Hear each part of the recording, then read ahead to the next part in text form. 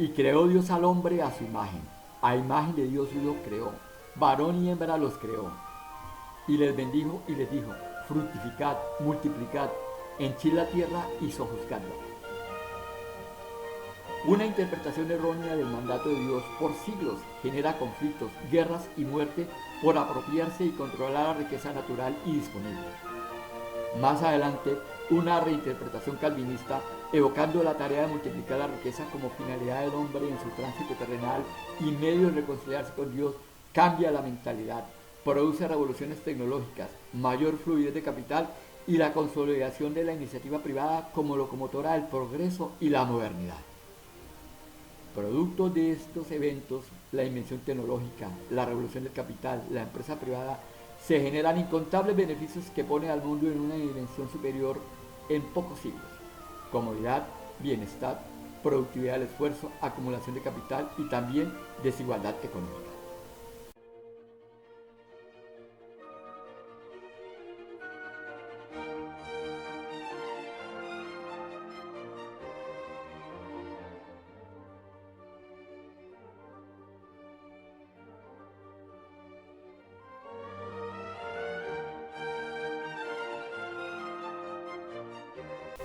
Nuevas fuentes de ingresos, métodos de explotación y gestión y disposición a la aventura producen diferentes resultados en las empresas, fortaleciendo algunas, dando espacio a nuevas emergentes y arruinando modelos de explotación convencionales.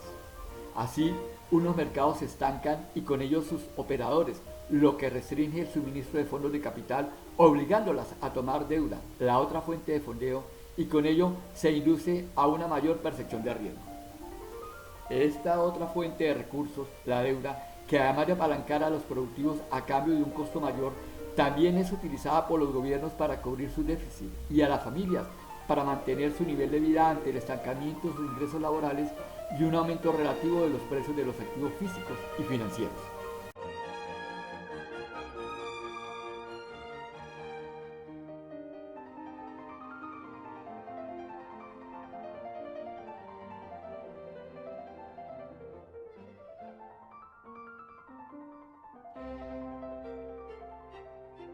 Por otro lado, el esfuerzo humano que se acumula en capital tiende a ser reemplazado por la deuda como fuerza motriz de la producción de riqueza y bienestar.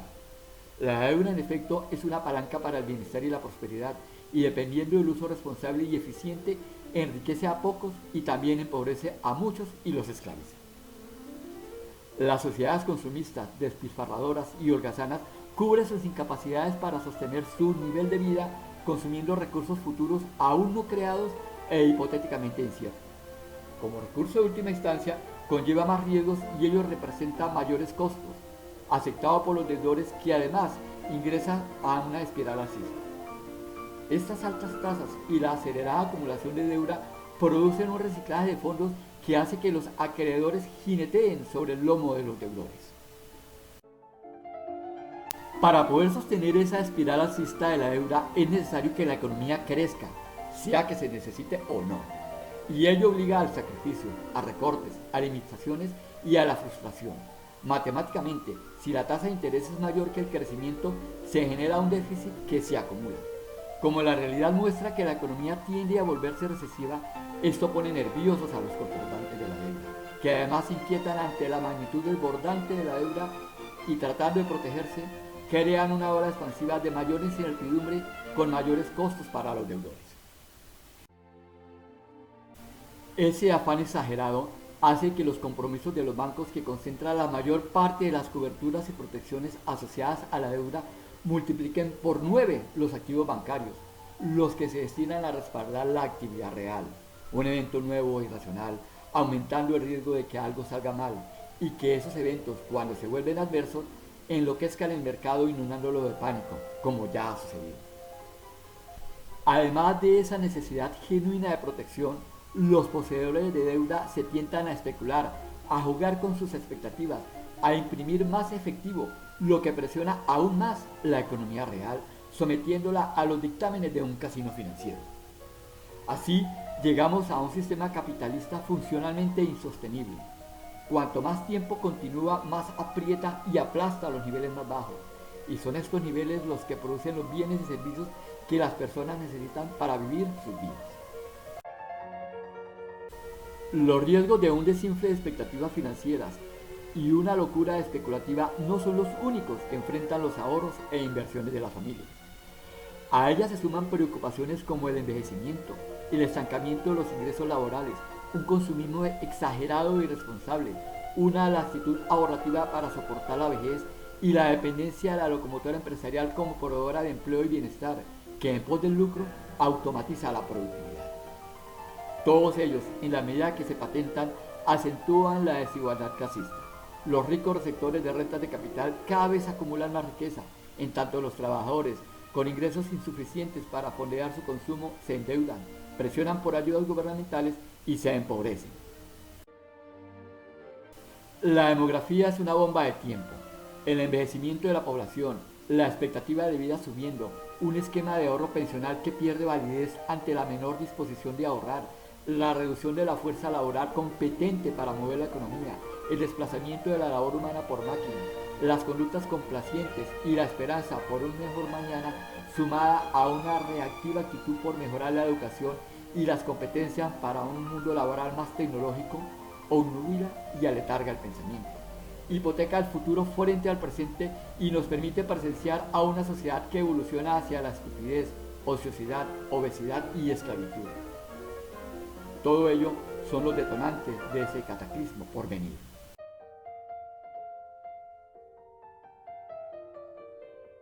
Los flujos entre actores retratan una dinámica de desigualdad.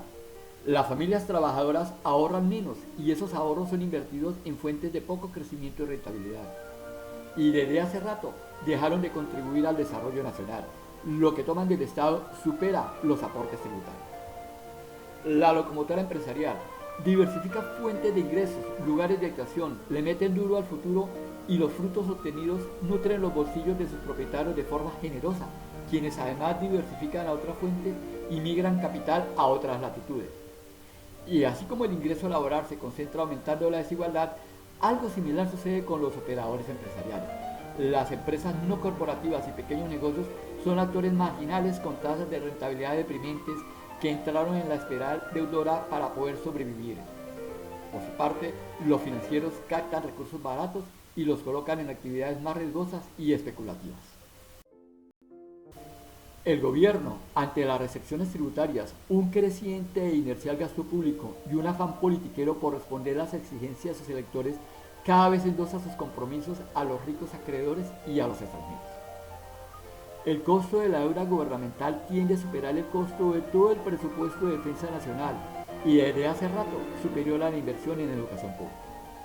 Cuando una sociedad gasta más en tapar sus incapacidades e incompetencia que en sembrar futuro, los valores se trastocan. La mística del trabajo y la obligación de crear riqueza da paso a un sistema de favoritismos, inequidades, corrupción y un posterior colapso social. Algo de eso ha pasado incontables veces en la historia de la humanidad. Así, en esta sociedad cambiante, los que promueven el cambio sacan partido, dejando por fuera a los reactivos y aletargados, limitando sus opciones. Estas vistas nos dan mareo.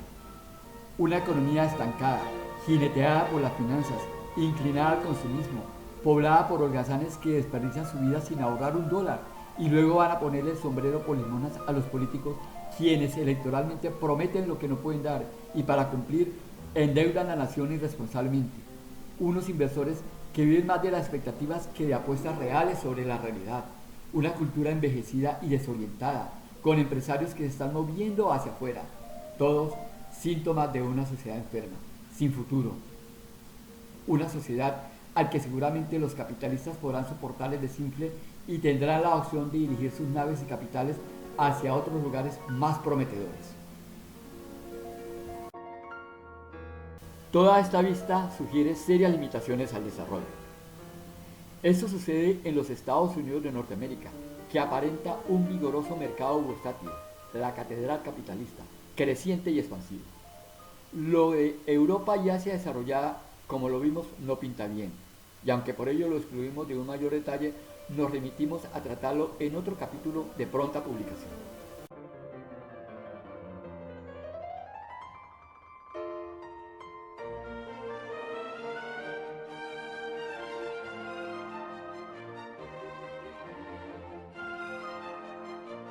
Estas dramáticas vistas contrastan con una visión más publicitada, positiva y evidente sobre la salud económica.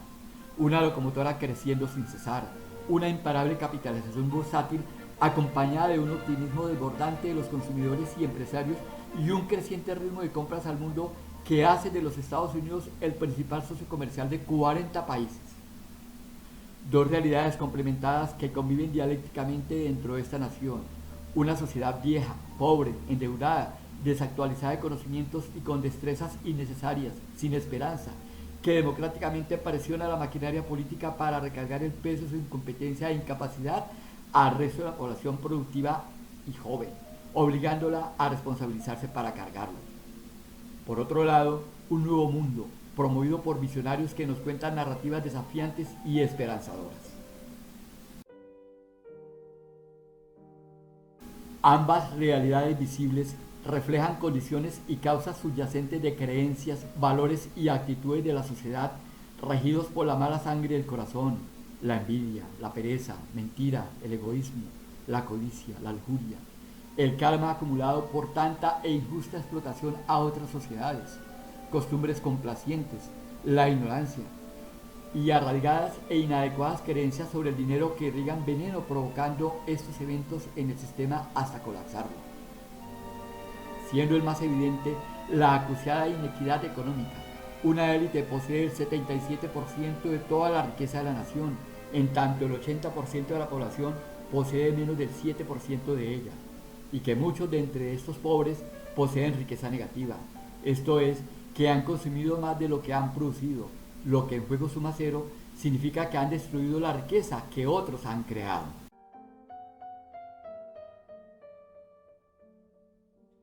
Y toda esta inequidad y pobreza, permeada por una creciente ignorancia en medio de la más fabulosa acumulación y difusión de conocimiento jamás experimentada por la sociedad americana.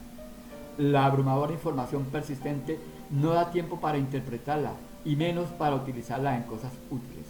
Cada vez los americanos son menos capaces de profundizar y entender su mundo y menos interesados por las ideas y los aspectos subyacentes de la realidad.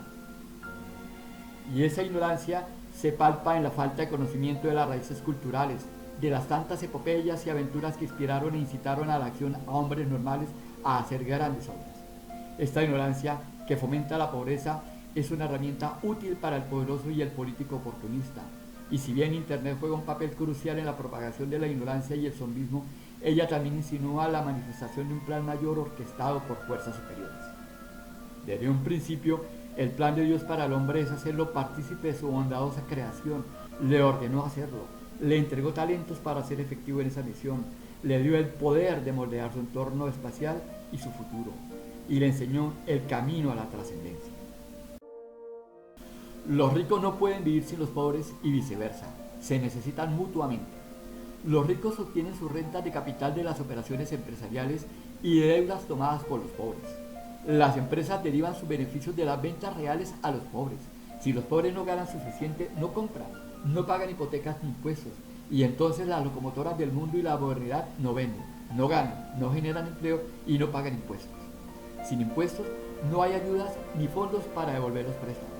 Puede haber todo el dinero impreso del mundo, trillones de papeles, pero si este no fluye entre los que mueven la economía real, el edificio capitalista colapsa. Se puede pensar que ya los ricos no necesitan de los humanos pobres, pueden sustituirlos por robots y plataformas de inteligencia artificial para producir bienes y atender necesidades.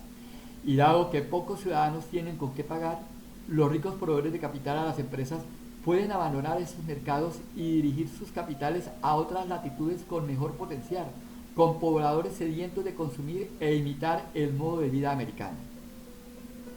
También podríamos pensar que los ricos subvencionen la educación que los pobres no quieren pagar, con el fin de que puedan mejorar sus competencias productivas y se integren a la modernidad. Así como los ricos y pobres se necesitan para continuar el tránsito al futuro, así también Estados Unidos depende cada vez más del mundo, y el mundo depende de los Estados Unidos. Es el principal socio comercial de 40 países, importancia que aumenta por la presencia de las cadenas de abastecimiento americanas. La 2/3 parte de los habitantes del mundo dependen de la buena salud económica de los Estados Unidos. El mundo la pasará muy mal si Estados Unidos colapsa. No hemos de permitir que tal evento suceda. Esta sociedad líder, creada para hacer dinero y experimento de ideas para reconciliarse con Dios mediante el trabajo juicioso que la pone en la cima del poder económico y político, comienza a desgastarse y a resquebrajar sus cimientos. Si bien una capa poblacional inteligente y diligente responde a Dios multiplicando sus talentos y haciendo que unas tierras salvajes se convirtieran en el lugar más rico del planeta, las contradicciones derivadas de una laxitud en la ética del trabajo y el ahorro, un envejecimiento sin fondos monetarios para encararlo, unas conductas volcadas al placer, la entretención y la ostentación, unas jóvenes generaciones que carecen de la mística y valores de los fundadores, y una economía real que crece lentamente y cada vez soporta más peso de la economía financiera, especulativa y emocional, todas ellas resquebrajan los cimientos y las conducen al colapso. Estamos aquí para cambiar el mundo, no permitir más daños que erosionen valores, naturaleza y nos conmine a la miseria material y espiritual. Al observar estos eventos dañinos, no hemos de callarlos, hemos de ser valientes y denunciarlos. Tenéis un gran desafío y una gran obra por hacer, reconstruir los cimientos morales de este gran país. Debéis actuar ahora, si no, veréis cómo la monumental riqueza construida durante siglos por cientos de líderes y aventureros vaya a ser corroída por los acreedores extranjeros, y la que quede sea sacada del país. Tenéis un gran dilema a resolver, y aunque parece difícil la tarea, tenéis los datos, el ingenio, las conexiones, los medios de difusión y todos los recursos para hacerlo. Solo faltan las ganas de los líderes que quieran echarse esta tarea al hombro.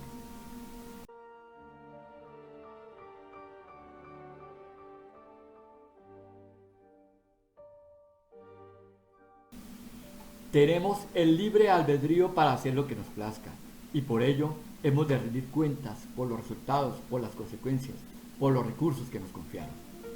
Como engranajes de un proceso productivo, observamos a los que están bajo nuestra guía y responsabilidad, y también somos observados por los que están sobre nosotros, nuestros patrones. Cuando ignoramos y omitimos que somos observados, los instintos animales gobiernan nuestras decisiones y actuaciones. Nos comportamos como bestias, depredadores, y hacemos de nuestro entorno una jungla de pasiones, intriga, violencia, pobreza y muerte.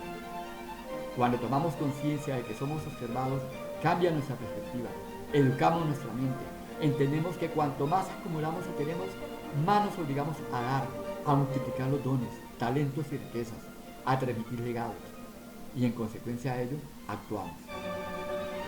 No venimos a pastar como vacas que luego sirven de alimento a otros, ni a arrastrarnos como insectos que pueden ser pisoteados.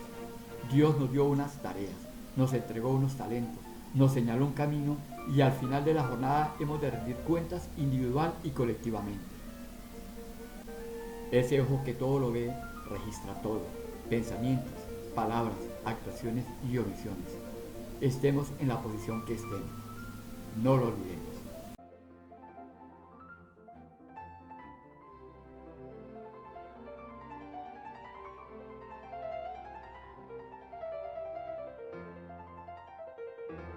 Lo que ha visto en esta secuencia abrumadora de datos es una narrativa diferente que pretende cuestionar vuestras creencias, vuestro lugar en el universo y vuestra finalidad existencial.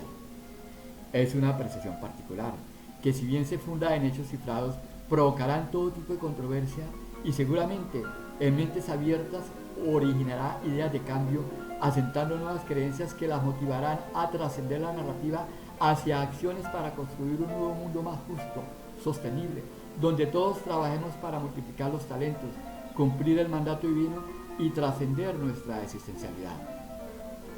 Hoy soy fruto de narrativas que de pequeño me contaron mis padres y abuelos, que para bien y para mal me llevaron a ser quien soy. Lo que hoy siembre y cultive en mi mente se reflejará en mis actos del mañana y mi cosecha de después de mañana. Las decisiones que tomen hoy los líderes académicos y financieros determinarán la cosecha a recoger por el pueblo americano.